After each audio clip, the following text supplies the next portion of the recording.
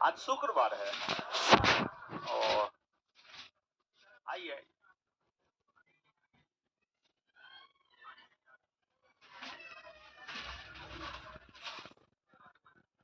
चलिए, लगता है इस सप्ताह में पहली बार हम आपसे मिले ना।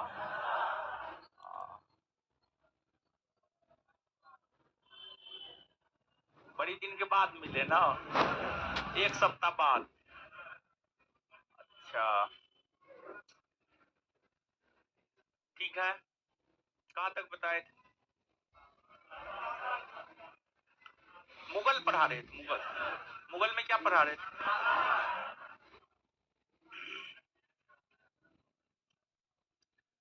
यथी सब बता दिए थे। मुगल साम्राज्य का विभाजन प्रांत में हुआ, प्रांत का जिला में, जिला का परगना में, ये सब हो गया था ना। सैन्य व्यवस्था, चलिए शांत रहिए। अब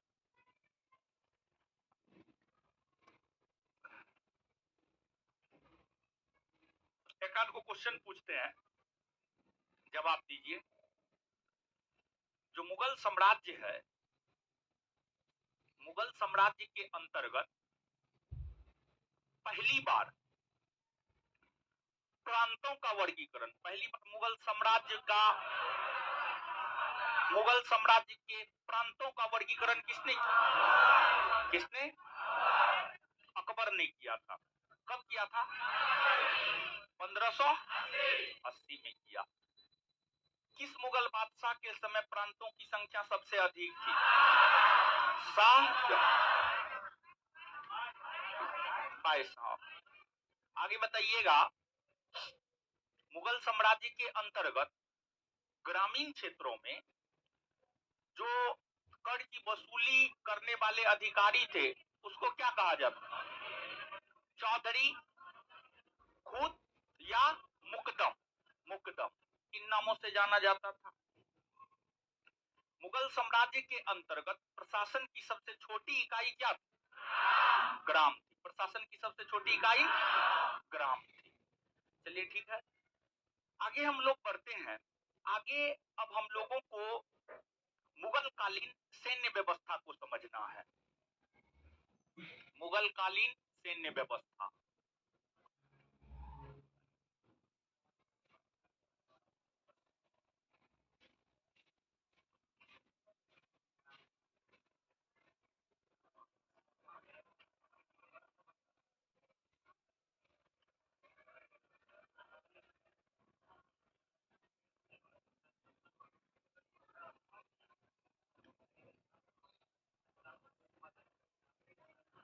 मुगल कालीन सैन्य व्यवस्था देखिए, समझिएगा।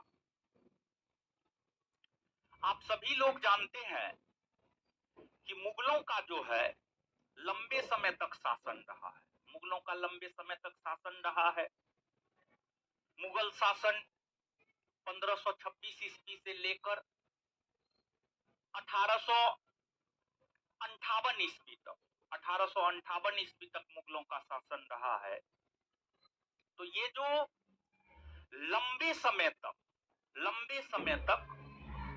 मुगलों का शासन रहा है, लंबे समय तक मुगलों का शासन रहा है, इसलिए इतना लंबे समय तक मुगलों का शासन रह पाया क्योंकि मुगलों की सैन्य व्यवस्था काफी सुसंगठित, कुशल हुआ करती थी, जिस वजह से लंबे अवधि तक मुगलों ने भारत के भीतर शासन किया।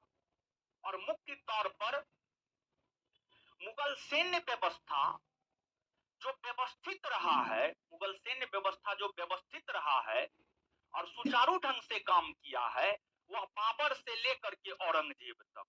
इसलिए बाबर से लेकर औरंगजेब के समय तक मुगल साम्राज्य अपने सबसे शक्तिशाली दौर में रही और औरंगजेब के निधन होने के बाद सैन्य व्यवस्था धीरे धीरे जर्जर और कमजोर होने लगी, धीरे धीरे जर्जर और कमजोर होने लगी। और फिर आपको